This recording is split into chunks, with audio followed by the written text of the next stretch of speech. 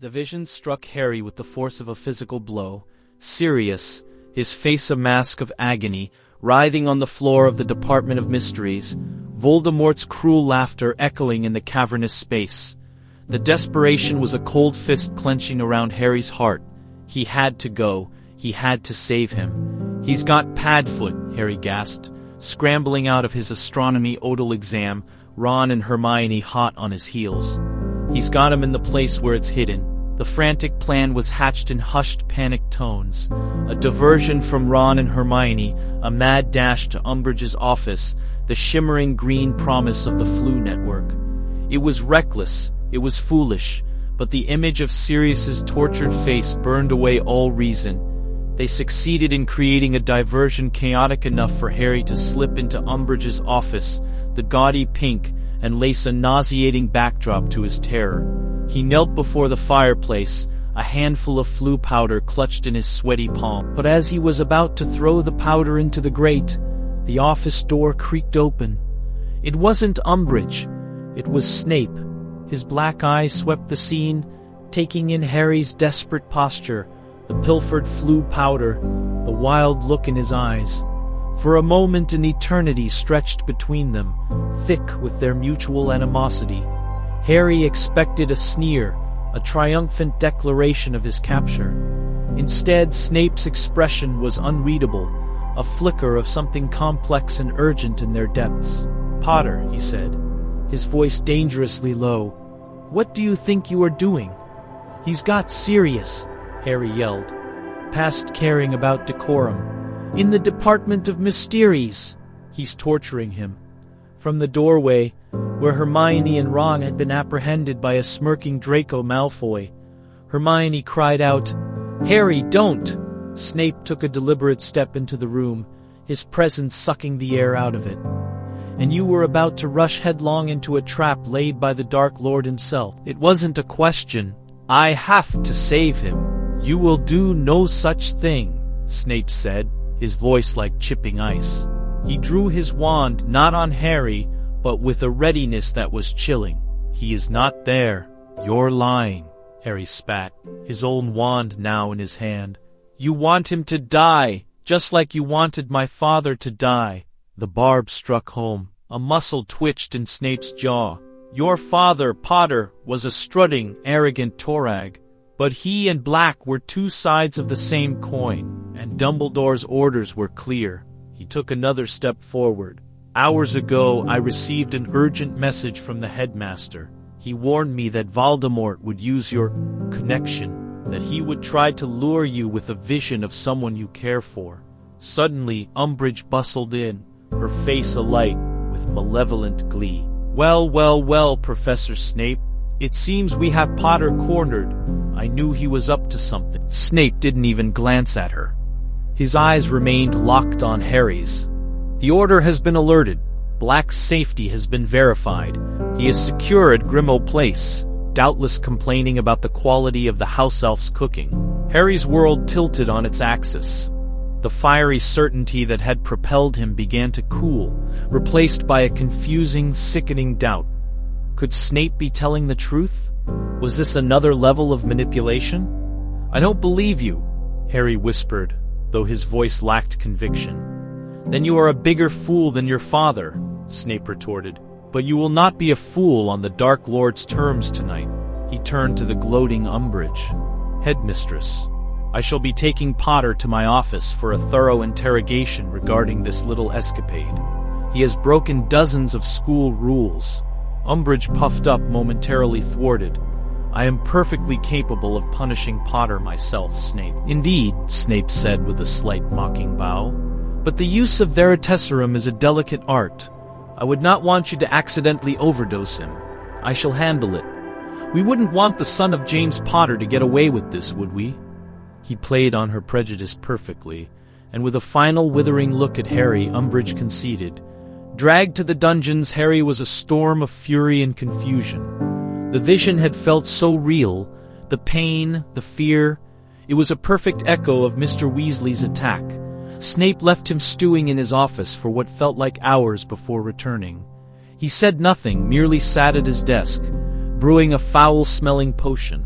The rest of the term passed in a bleak, suffocating haze. There was no battle at the Ministry. There was no public sighting of Voldemort. The world did not change.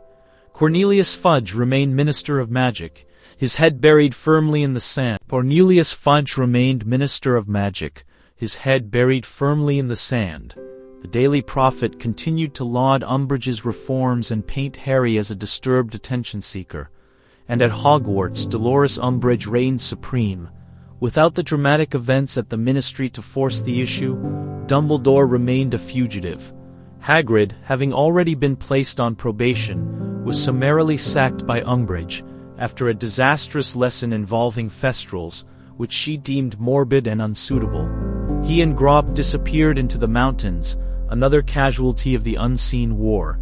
The Weasley twins' spectacular departure on their broomsticks was the only bright spot in a term that ended not with a bang, but with the quiet, crushing weight of defeat. Sirius was alive. A secret coded message delivered by a disgruntled-looking school owl confirmed it. "Stay put. Don't be a hero. I'm fine. Don't trust the greasy git," but he got it right this time. The relief was immense, a fragile shield against the despair that threatened to consume Harry. But the victory felt hollow. Voldemort's plot had failed, but his power grew unchecked in the shadows. Lucius Malfoy and his cronies remained free, their influence spreading through the Ministry like a cancer. The summer at Privet Drive was more isolating than ever. Then one sweltering August night, a familiar tapping came at his window. It was Fawkes, Dumbledore's phoenix, a single, shimmering tear-shaped ruby clutched in his beak. It was a portkey.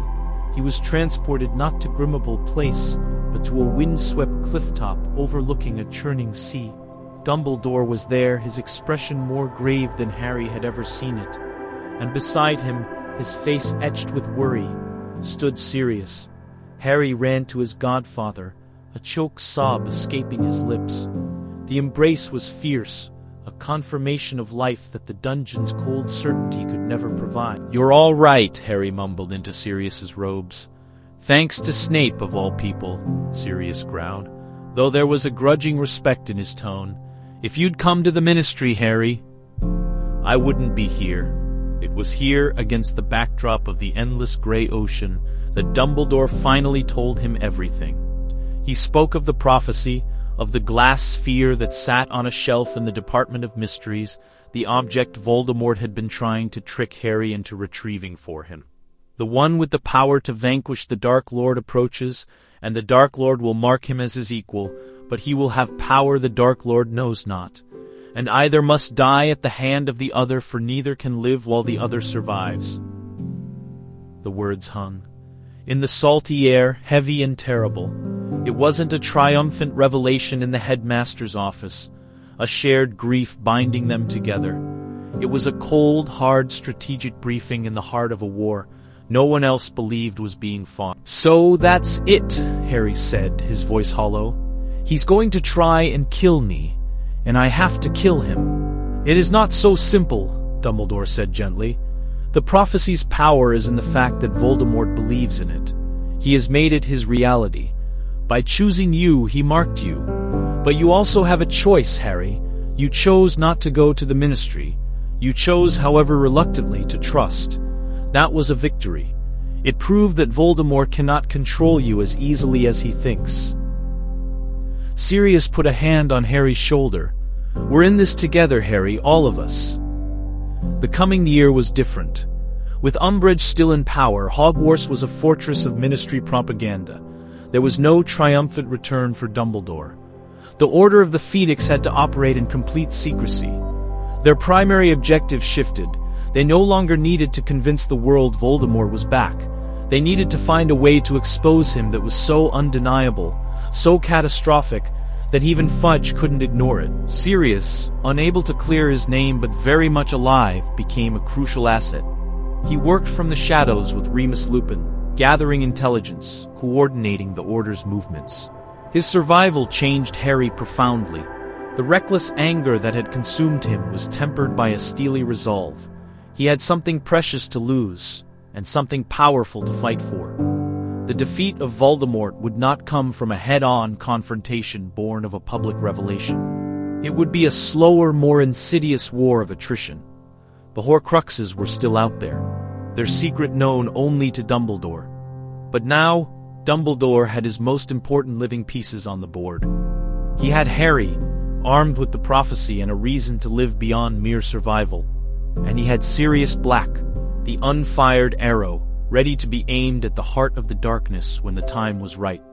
The battle at the Department of Mysteries had been averted, but the true war for the soul of the wizarding world had only just begun.